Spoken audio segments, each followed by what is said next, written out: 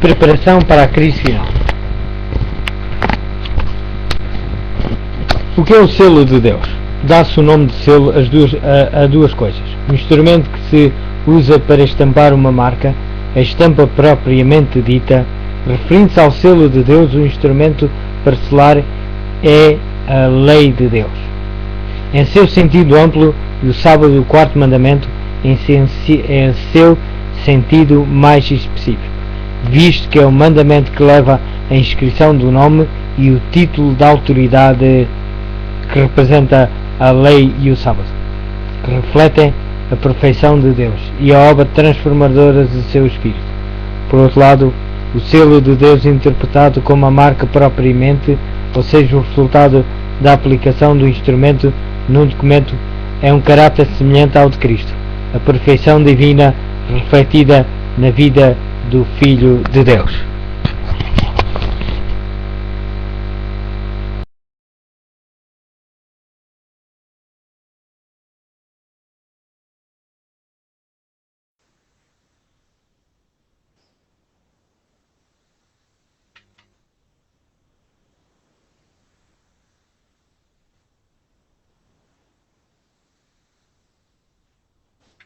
Ora, meus caros amigos, a crise vindoura.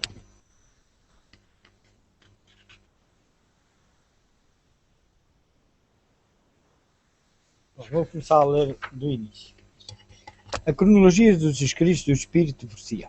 Este capítulo foi preparado pelo pastor Arthur L. White, secretário da Cooperação do Património de Ellen White. A primeira visão dada à Sra. White em dezembro de 1844 descreve a viagem do povo adventista para a Cidade de Deus e o recebimento de sua eterna recompensa. Vejamos nos primeiros escritos, na página 14 e 16. Isto deu a certeza da direção divina na experiência adventista do povo de Deus. Não se fazia nenhuma referência à crise. 10 meses mais tarde, no outono de 1845, foi-lhe mostrado que antes que Cristo viesse outra vez, os santos deviam passar pelo tempo de angústia de Jacó. Isto era um novo conceito e induziu os pioneiros a estudar as Escrituras, a fim de encontrar referências como foram apresentadas pelos profetas de antanho, sobre este acontecimento que ainda estava no futuro. Uma palavra ao pequeno rebanho, de Tiago White. Logo em abril de 1847, em relação com a visão que confirmou a verdade do sábado, Ellen White viu a tentativa de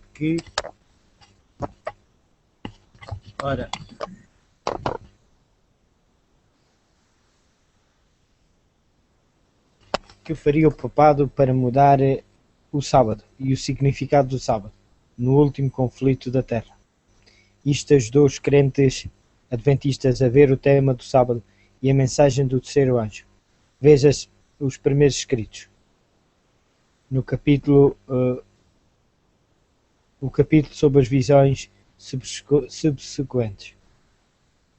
Nesta apresentação de menos de 2 páginas estão delineados com algum pormenor do sucesso do período a passar a Igreja na crise final, desde o início do tempo de angústia até à segunda vinda de Nosso Senhor.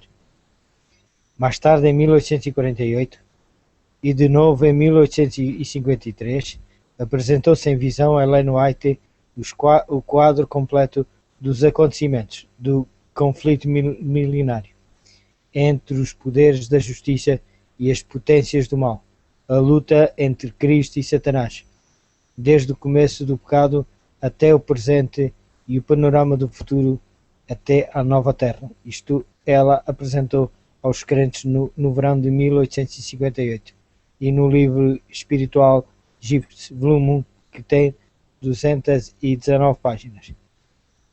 E levava o título O Grande Conflito entre Cristo e seus anjos contra Satanás e seus anjos.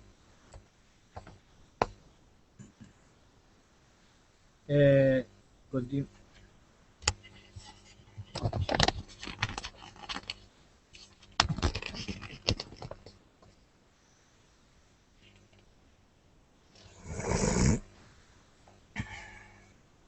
Destaque especialmente aos acontecimentos dos últimos dias e dá-se grande quantidade de informação antecipadas que até esse momento a Igreja não possuía.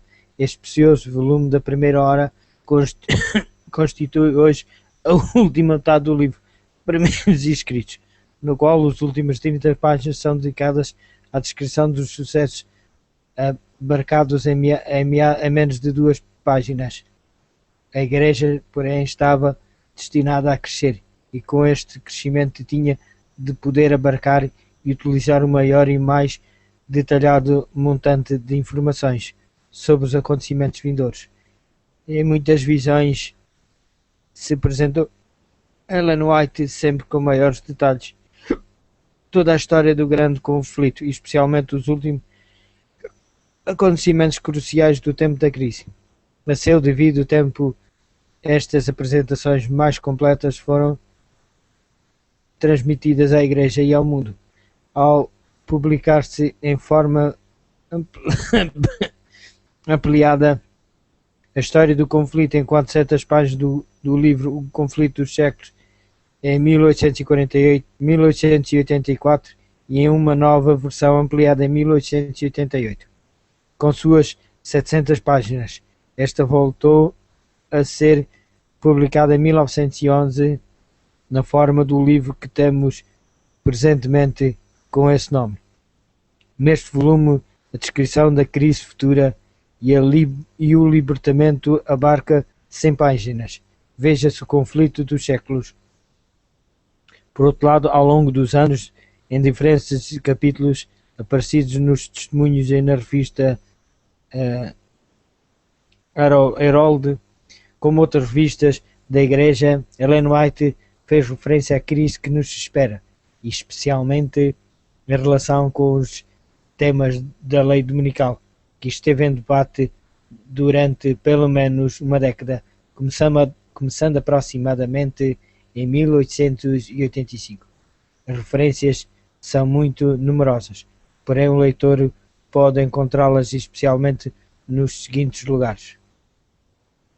O livro fala sobre a crise vindoura, que foi 1885, o conflito independente em 1889 e preparo para a crise final, discurso apresentado perante o Congresso da Associação Geral em 1891. É destas fontes combinadas do espírito de profecia que descrevem os acontecimentos futuros, algumas com declarações abarcantes e esquemáticas e outras com pormenores. É destas fontes que foram tomadas as citações pelo compilador deste volume. Impressiona a unidade da apresentação feita no decorrer de um período igual a meio século, apresentação em que uma descrição completa a outra. No esforço feito para apresentar os comentários inspirados em sua amplitude e para organizá-los com certa estrutura, a fim de que constituam um quadro dos futuros acontecimentos em sua sequência aproximada, há considerável superposição e repetição de pontos importantes. O leitor compreenderá que as citações aparecem desta maneira, a fim de que se possa dar o quadro completo. Por isto, roga-se-lhe que passe por alto a natural ausência de uma transição suave. Embora em sentido geral a data de um escrito não tenha qualquer significação muito particular, a data de publicação de cada um dos livros encontra-se nas listas de abreviaturas, à página 4. Visão panorâmica dos acontecimentos. O mundo se encontra num angustioso crepúsculo de sua acidentada história. Como filhos de Deus, temos sido favorecidos por admiráveis revelações proféticas que fixam a hora em que vivemos e o desenvolvimento dos planos divinos, e antecipam os grandes acontecimentos do porvir, como o povo temos recebido importantes mensagens através da pena inspirada da serva de Deus. Mensagens estas que ampliam as profecias da Bíblia, abrem ante nós um vasto panorama dos acontecimentos vindouros e nos animam na busca de um preparo necessário a nós na grande crise que se avizinha. Conhecendo o tempo. Com razão, disse Paulo, já é hora de despertarmos do sono, porque a nossa salvação está agora mais perto de nós do que quando aceitamos a fé. Romanos, capítulo 13, versículo 11. Se há na terra um povo que pode tornar suas as palavras do apóstolo e que conhece o tempo, esse povo é o povo adventista. Enquanto o mundo estremece de temor pela incerteza do amanhã, nós conhecemos o tempo. O vindouro, o viajante internacional que empreende uma longa viagem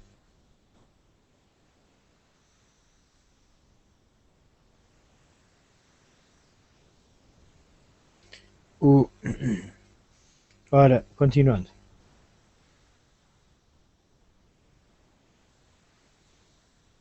O viajante internacional que empreende uma longa viagem leva sempre consigo um itinerário, um mapa.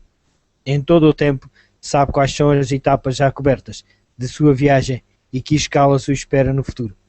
Sabe de antemão o dia e a hora da chegada a cada um dos aeroportos e os pormenores da sua viagem cumprem-se com precisão. Os filhos de Deus, associados nesta viagem maravilhosa que realizam juntos para a meta final, têm também um mapa admirável, a Bíblia, e um itinerário preciso, as profecias inspiradas. As etapas cumpridas. Ao lançarem um olhar retrospectivo, os fiéis ganham grande confiança e sentem robustida a sua fé que todas as etapas anunciadas há milénios têm-se cumprido com exatidão.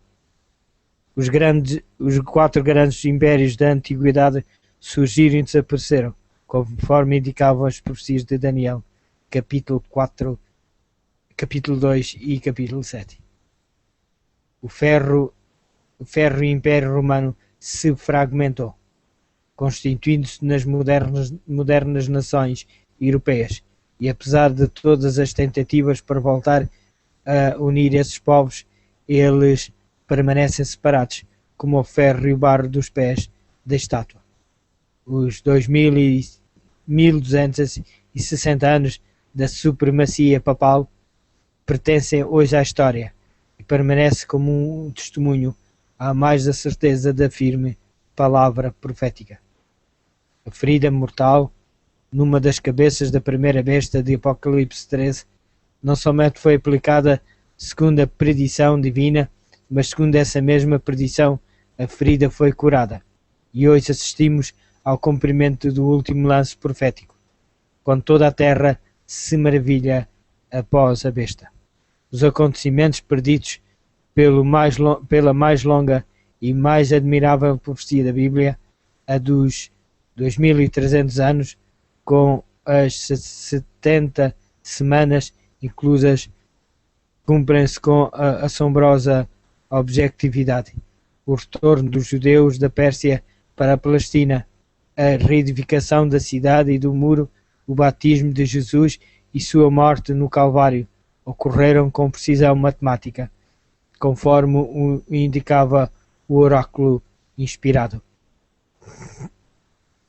E quando chegou o fim deste período, momento que constitui uma das culminâncias da história religiosa de todos os tempos, no momento exato que fora predito, surgiu o movimento adventista, em cumprimento da profecia de Daniel 8 e 9 e Apocalipse 14, a fim de pregar a mensagem do juízo e o Evangelho eterno em seu marco de atualidade, a verdade presente.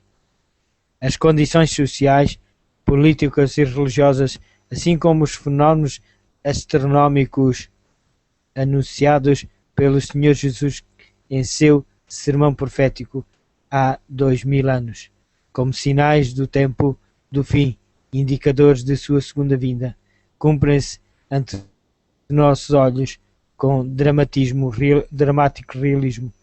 O incremento da imoralidade e da delinquência, o temor que assalta os corações humanos, guerras e rumores de guerras, o crescente número de terremotos, o escurecimento do sol e da lua e a queda de meteoros, os falsos profetas e os movimentos religiosos e espúrios, os sinais e prodígios realizados pelo poder do inimigo, são outras tantas indicações eloquentes de que nos encontramos na hora 11ª, quando o mundo e a Igreja serão testemunhas dos maiores acontecimentos da história.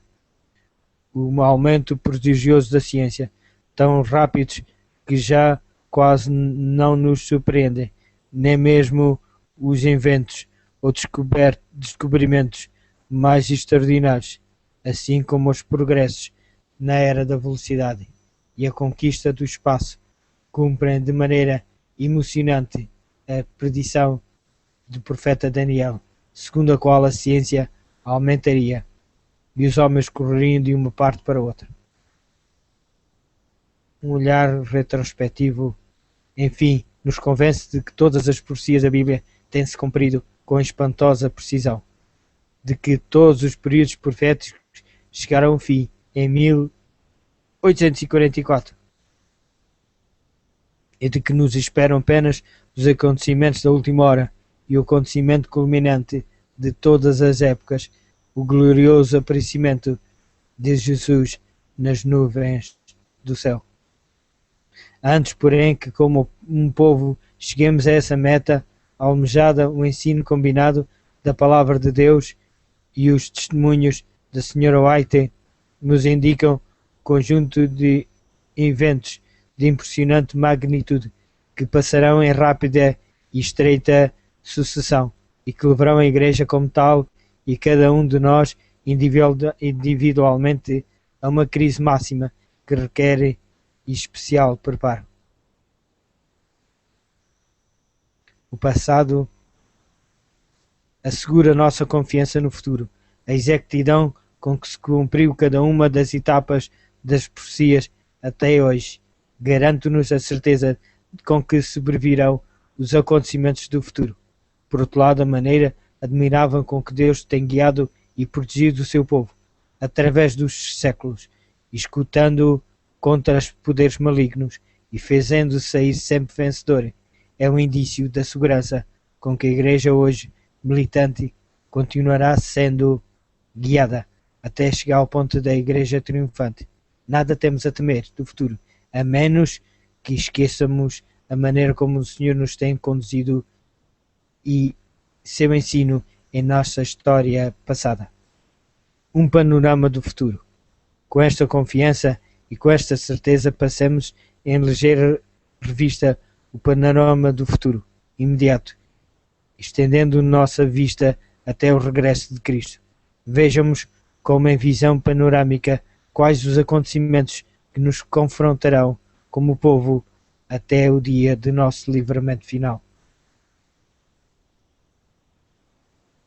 A descrição de todos esses acontecimentos será útil, porém que tenhamos uma síntese prévia, uma geral visão de conjunto que nos ajude a estabelecer a devida relação entre uma situação e outra, antes de finalizar o tempo da graça, enquanto ainda os homens podem lançar mão das previsões do Evangelho, e enquanto os filhos de Deus ainda se encontram em situações de ter de assegurar sua salvação, ocorrerão os seguintes fatos: o selamento, a chuva seródia, a pregação intensiva, o fim da obra e a secadura. Esta anunciação dos acontecimentos mencionados não implica qualquer ordem cronológica dos mesmos. Vários desses acontecimentos, ou todos eles, poderão ocorrer em grande parte simultaneamente. O que sabemos com certeza é que quando for proferido o decreto de Apocalipse, capítulo 22, versículo 11, e terminar o tempo da graça, todos os acontecimentos também terão terminado, para dar lugar ao começo do tempo de angústia. Como fator coadjuvante, porém, em certa medida preparatória destes acontecimentos, ocorrerá dentro da Igreja de Deus um movimento de reformulação de vida, fruto em grande parte da pregação da mensagem da testemunha fiel à Igreja de Laodiceia e da compreensão do grande tema da justificação espiritual, e acelerará a queda da chuva seródia e a disseminação da mensagem, preparando o povo para as cenas do tempo de angústia e o aparecimento majestoso de Cristo. O selamento. A fim de preparar seus filhos para o tempo de angústia, Deus deseja neles imprimir o selo de sua lei, de seu caráter e de sua perfeição. Esta obra já se está verificando, é de pouca duração e logo terminará. Na verdade, o selamento pode definir-se como um processo que começa na conversão e termina com o fim do tempo da graça, seja por ocasião da morte do crente ou em virtude do fim do juízo investigativo. O selamento requer da parte de cada um a limpeza de todo o pecado e a vitória sobre cada fraqueza ou defeito. Só os que estão preparados poderão ser selados, e só os que estiverem selados poderão passar sobranceiros pelo tempo de angústia e enfrentar a presença terrível do Senhor em sua segunda vinda. A chuva seródia, a pregação intensiva e a terminação da obra. Por outro lado, Deus deseja derramar sobre o seu povo a chuva seródia do Espírito Santo. Assim como a chuva temporã habilitou a Igreja Apostólica,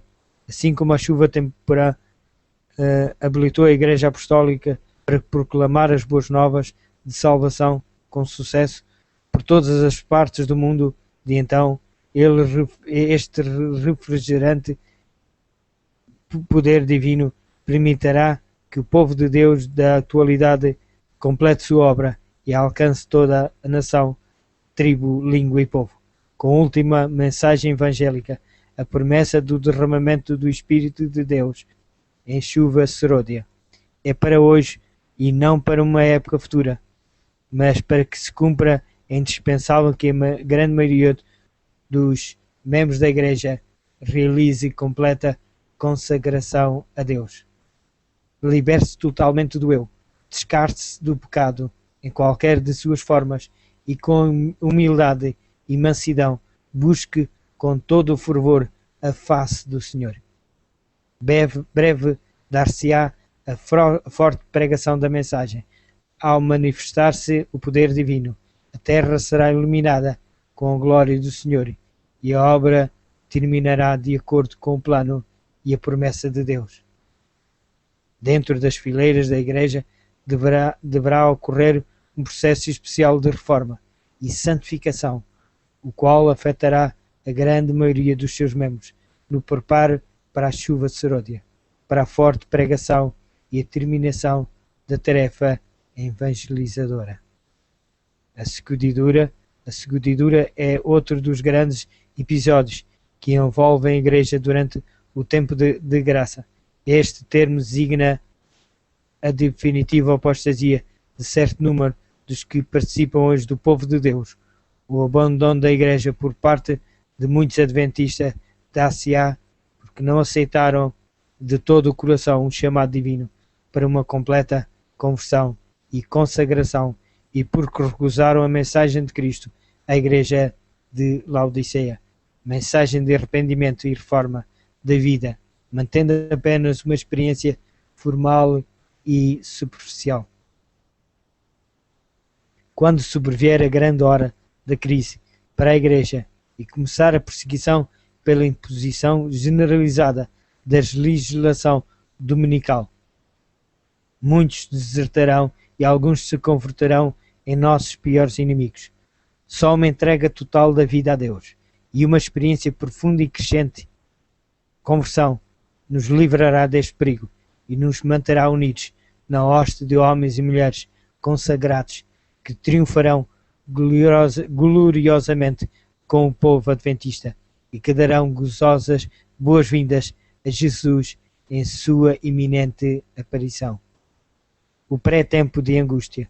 As últimas horas do tempo de graça serão tempestuosas e difíceis para o mundo em geral e também para os filhos de Deus.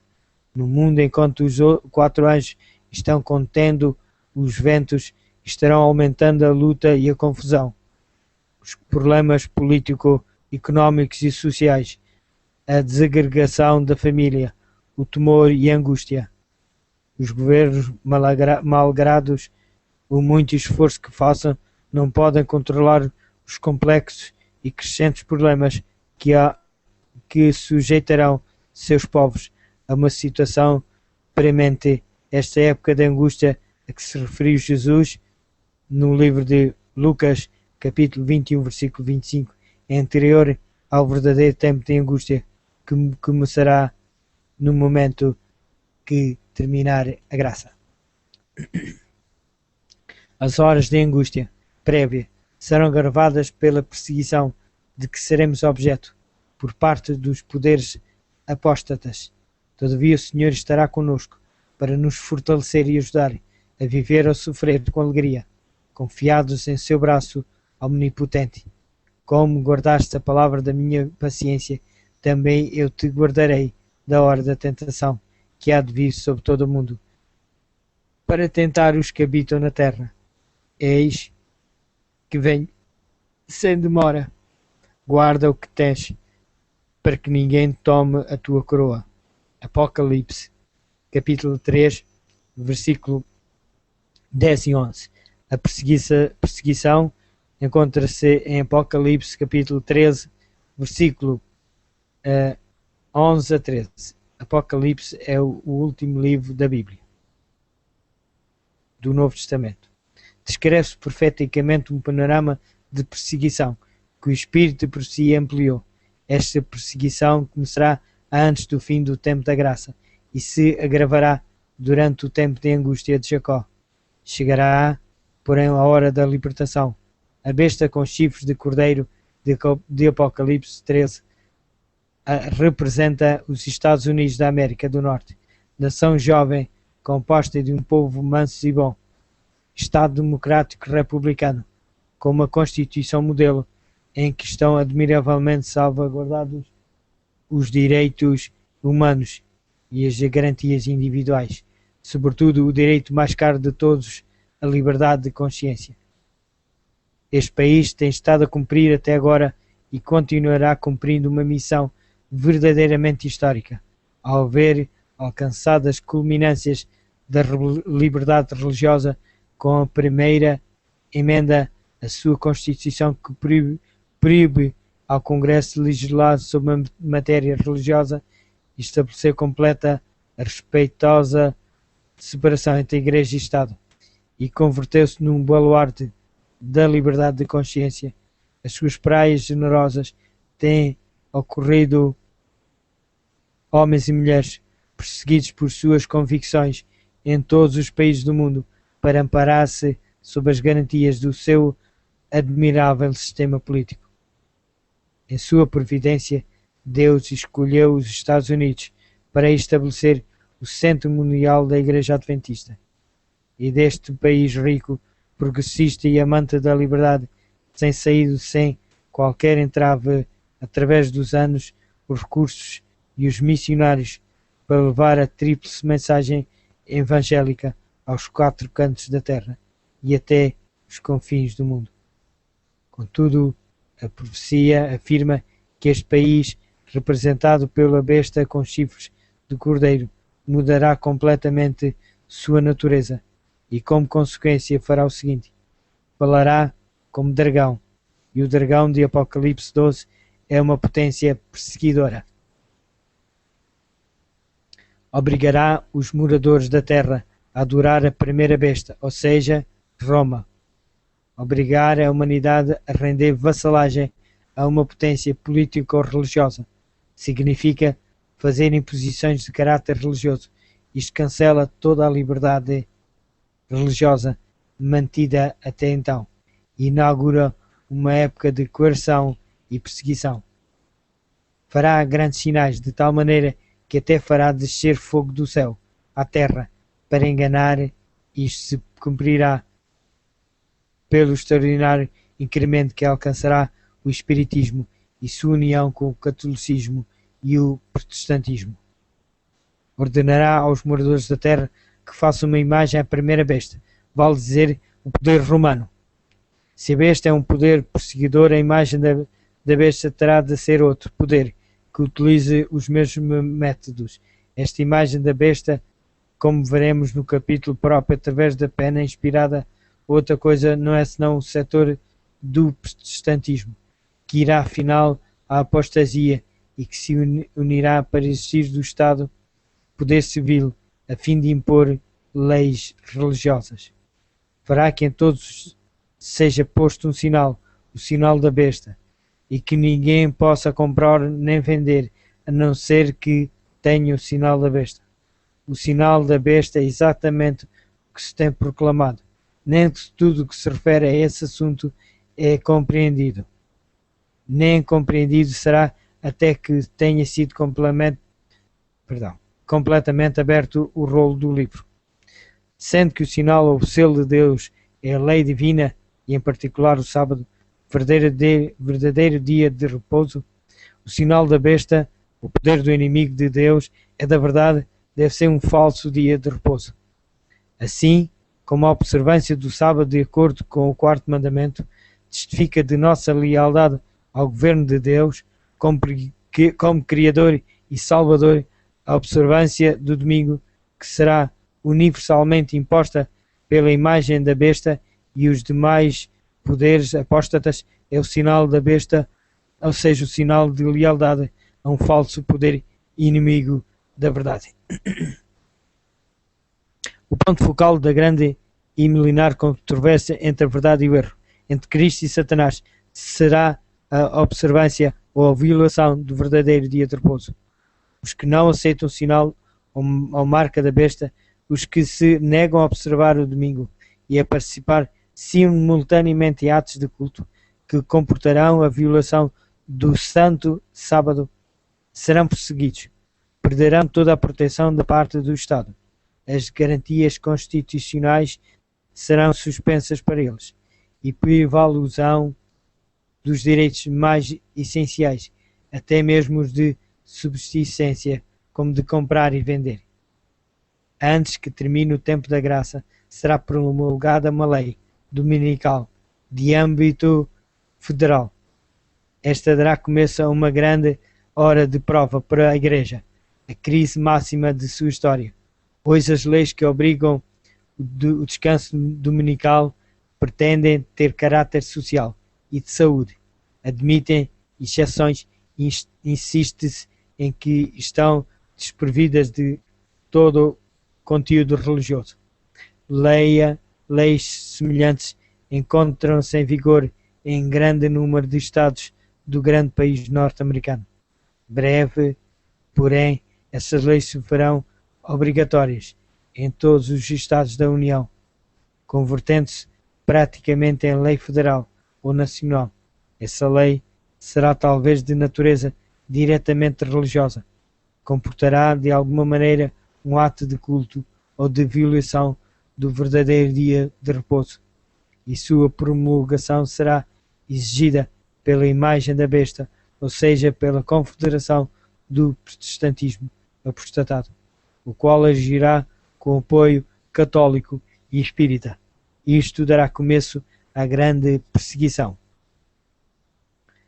E quando essa lei se tornar federal, religiosa e obrigatória em todos os estados nos demais países do mundo, promulgar-se-á leis idênticas, de maneira que a perseguição será geral. Esse é o momento em que os filhos de Deus deverão preparar-se para sair das grandes cidades e em breve abandonar também as cidades pequenas. Depois das 7 últimas pragas começarem a cair, quer dizer, depois de finalizar o tempo da graça, ou seja, durante o tempo de angústia, dar-se-ão os seguintes acontecimentos nesta cadeia. A imagem da besta, o protestantismo apostatado, procurará matar quantos não o adorem. Sairá um decreto de morte para os que observam o sábado. acusados que serão de inimigos da lei e da ordem e causadores de todas as calamidades que sacodem a terra, as pragas. O decreto de morte será uma data específica para o seu cumprimento. Quando for promulgado, os filhos de Deus sairão de todos os centros povoados, inclusive das pequenas cidades, e se refugiarão nos bosques, nos desertos, nos lugares escarpados, onde contarão com a especial proteção de Deus e a assistência dos anjos, os quais lhes proverão alimento.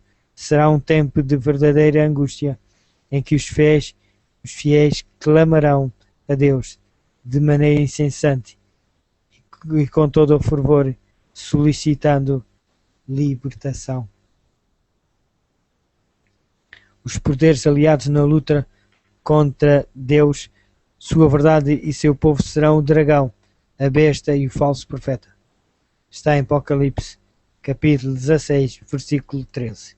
O dragão representa Satanás, neste caso particular, trabalhando por intermédio do espiritismo, sob todas as suas formas pagãs, agindo nas modalidades de culto pagão e de superstição cristã, amalgamando-se com os cultos protestantes ou católicos por meio de milagres e na base da doutrina comum da imortalidade da alma científica, sob o nome de parapsicologia e outras denominações. A besta é o papado e a Igreja Católica, e o falso profeta é o mesmo poder que é representado pela imagem da besta. Isto é o protestantismo apostatado, confederado. Tanto o protestantismo como o papado atuarão em estreita vinculação com o Estado para impor leis de caráter religioso, e esta união da Igreja e Estado se estenderá por todo o mundo. O Armagedon, o ato seguinte do drama milenar da luta entre o bem e o mal, é descrito precisamente sob a sexta praga, ou seja, o Armagedon. O profeta viu sair da boca o espiritismo, da boca da besta o papado e da boca do falso profeta o protestantismo apostatado. Três espíritos imundos, que são espíritos de demónios, os quais farão grandes sinais para enganar e irão aos reis da terra, de toda a terra, para induzi-los à batalha final contra Deus, seu povo e sua verdade. Está em Apocalipse, capítulo 16, versículo 12 a 14. Só um segundo, vou beber uma pinha d'água.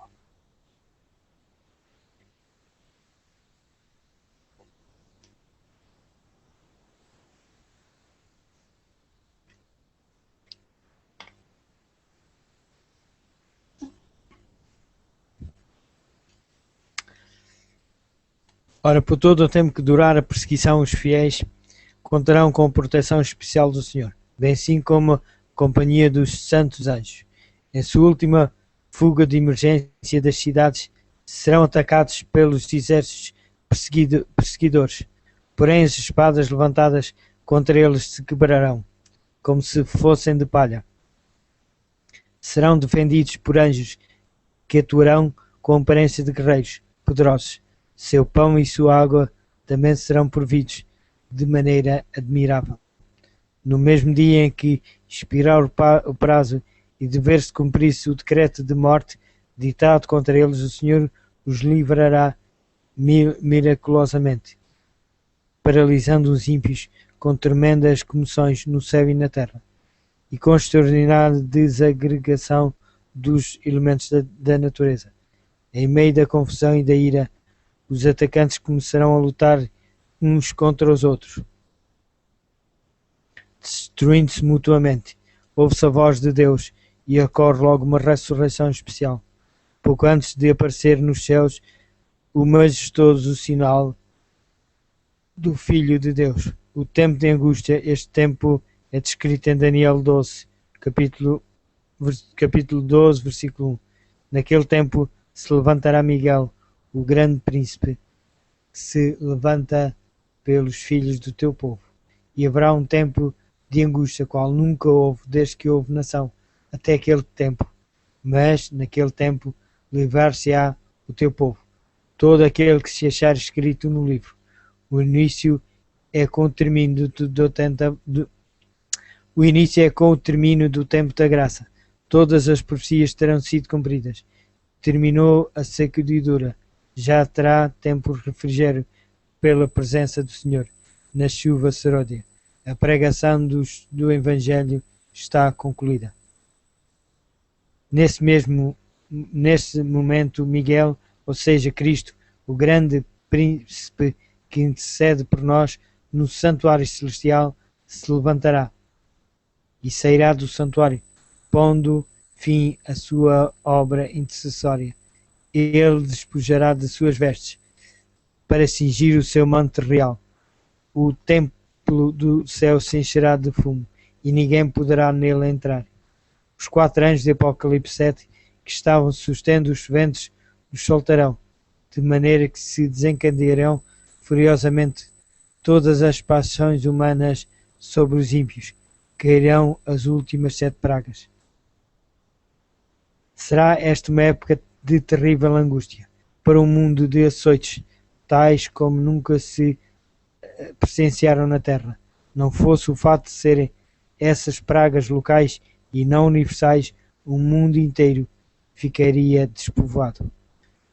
Conquanto os filhos de Deus não sejam afetados pelas pragas, para eles esta época será um tempo de angústia indizível, em duplo sentido.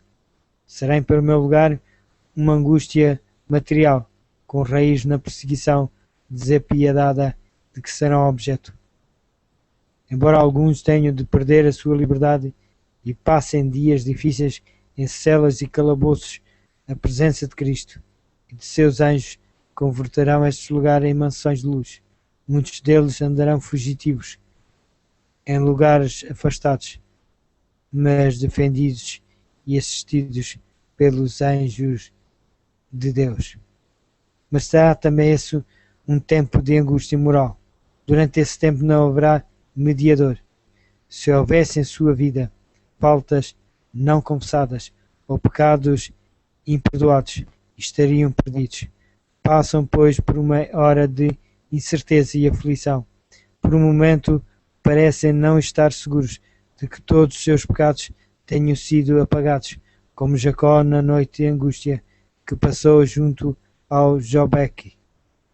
Eles humilham sua alma diante de Deus e clamam com todo o fervor.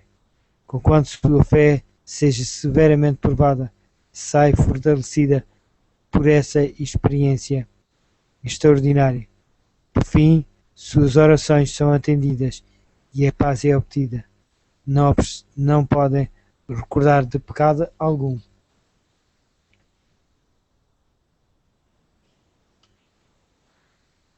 Inconfessados, dos quais não se tenham arrependido.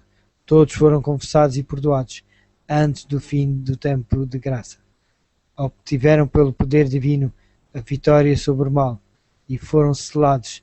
Sua salvação está assegurada. Entre o livramento e a segunda vinda de Cristo, a intervenção majestosa de Deus paralisa os ímpios em seus intentos de destruir os fiéis. Brilha o sol à meia-noite e há uma terrível manifestação de fenómenos sobrenaturais. Há um terrível terremoto, a terra treme, o mar ferve e se encapela e os gigantescos edifícios das urbes modernas são destruídas.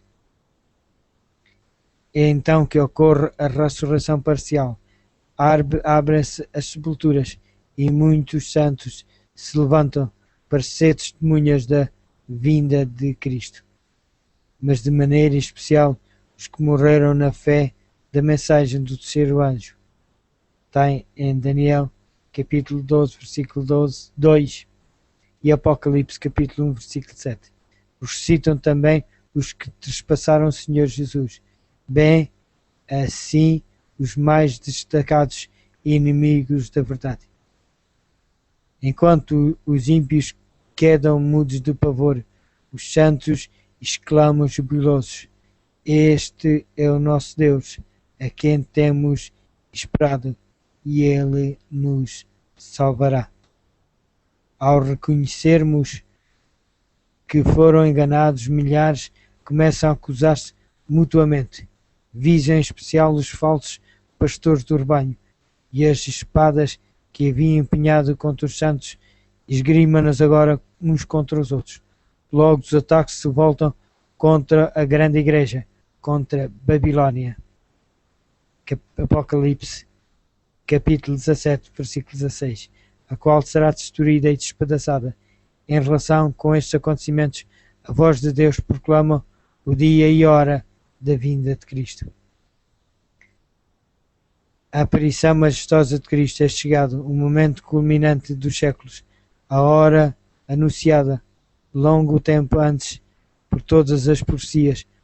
Uma pequena nuvem negra aparece no céu, e à medida que se aproxima da terra, torna-se cada vez mais branca e brilhante, até que se aproxima da terra. Torna-se cada vez mais branca e brilhante, até que se mostra como é na verdade um exército radiante de anjos que escoltam o Rei dos Reis e Senhor dos Senhores em sua procissão triunfal rumo à terra. Cristo desce envolto em chamas de fogo. O céu se recolhe como um livro que se enrola. A terra treme, movem-se os montes, enquanto a grande procissão se aproxima cada vez mais da terra. Outro poderoso solavanco sacode o planeta, e os santos de todas as idades que cerraram os olhos na fé em Cristo são despertados para uma vida imortal, incorruptível. Os justos, agora vivos, serão glorificados. Os ímpios ainda vivos são destruídos pelo resplendor da glória divina, que fulgurará com terrível brilho e majestade. A grande espera terminou. A noite de aflição ficou para trás, e agora toda a família de Deus na terra, redimida pelo sangue precioso do Cordeiro, será reunida com seu querido Senhor e Mestre e com o amante Pai Celestial. Milhares de anos de esperança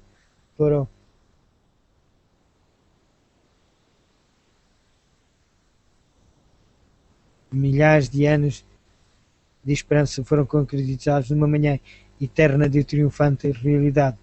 Tu e eu devemos estar ali. Hoje é o dia da santificação. Amanhã é o dia da glorificação. Meus caros amigos e amigas, nós devemos de nos preparar individualmente.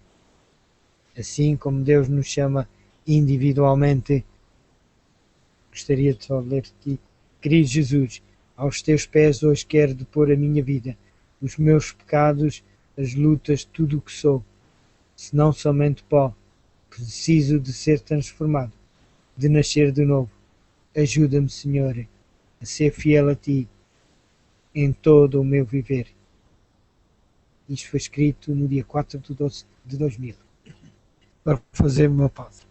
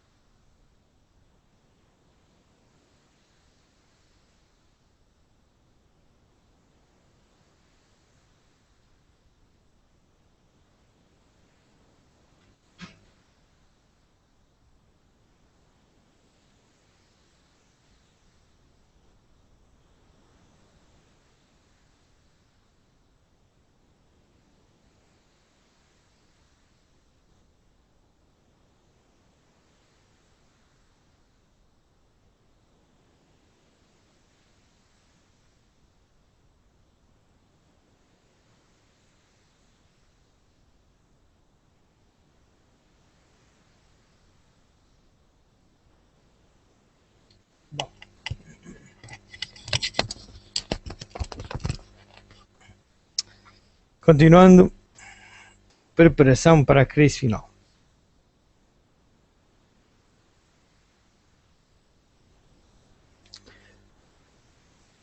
Um movimento de reforma dentro da igreja.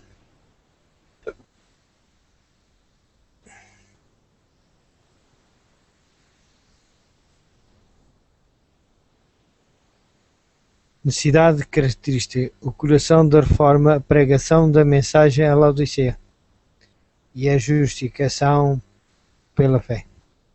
O segredo da vitória. Quando o inspirado profeta Joel, há mais de 27 séculos, com base na visão divina, referiu-se ao dia de Deus, escreveu: tocai a buzina em Sião e clamai em alta voz no monte da minha santidade. Perturbem-se os moradores da terra, porque o dia do Senhor virá. Ele está perto, dia de trevas e de tristeza, dia de nuvens e trevas, espessas como a alva espalhada sobre, está em Joel, capítulo 2, versículo 1 e 2. Se bem tenho estas palavras uma aplicação histórica imediata aos tempos do Velho Testamento, quando Israel seria invadida por um povo inimigo, a razão pela qual foram preservadas é que se referem particularmente ao tempo do fim, ao dia do Senhor, vésperas do regresso de Cristo à Terra. A mensagem convida a que se toque a buzina em Sião, ou seja, na igreja, a dar alarme no Monte Santo de Deus, ou seja, o seu povo, porque ocorreriam acontecimentos de tal magnitude que fariam tremer a todos os moradores da terra. Assim, ainda assim prossegue o profeta: agora, como diz o Senhor, convertei-vos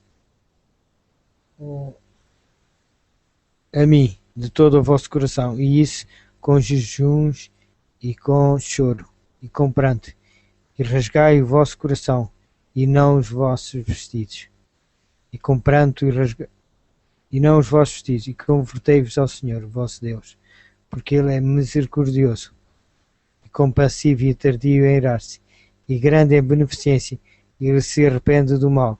Tocai a buzina em Sião, santificai um jejum, proclamai um dia de proibição, congregai o povo, santificai a congregação, chorem os sacerdotes, ministros do Senhor, entre o alpendre e o altar, e digam: poupa o teu povo ao Senhor. Em vista dos tremendos acontecimentos que estariam para ocorrer no dia do Senhor, a igreja devia ser despertada por uma voz de alarme e o povo devia ser chamado a uma conversão autêntica, profunda e de todo o coração.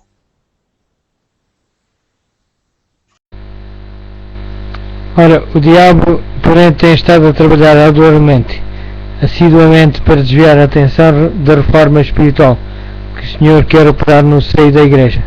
Este tem sido o método do grande inimigo desde os dias antigos: adulterar o verdadeiro e oferecer uma falsificação para promover a desordem, o caos e a perdição em lugar da verdadeira conversão e a vida eterna.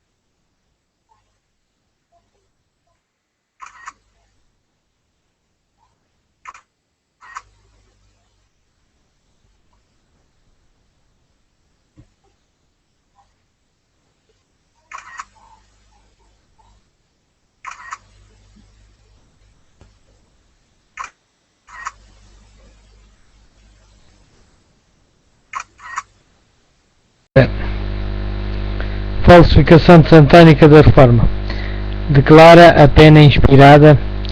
Em todo o avivamento está ele, Satanás, pronto para introduzir os de coração não santificado e desequilibrados de espírito. Nenhuma reforma em toda a história da Igreja foi levada avante sem encontrar sérios obstáculos. Assim foi no tempo do apóstolo Paulo. Quer que os apóstolos fundassem uma igreja, alguns haviam que professavam receber a fé, mas introduziam heresias que, uma vez aceites, excluíam finalmente o amor da verdade. Germinaram por toda a parte a semente que Lutero lançara. Começou Satanás a tentar o que havia experimentado em todos os outros movimentos de reforma: enganar e destruir o povo, apresentar-lhe uma contrafação em lugar da verdadeira obra. Assim como houve falsos cristos no primeiro século da Igreja Cristã, surgiram também falsos profetas no século XVI. O mesmo que se fez em épocas passadas, tem o pai da mentira estado a fazer em nosso tempo, quer hoje tratar de desorganizar o movimento adventista e confundir os filhos de Deus. É assim que, tanto em nossa história como movimento, como particularmente nestes últimos anos, têm surgido inúmeros grupos dissolventes que assim mesmo se denominam reformistas, quando na realidade só fazem destruir sua obra, não resistem à prova bíblica. Por seus frutos conhecereis.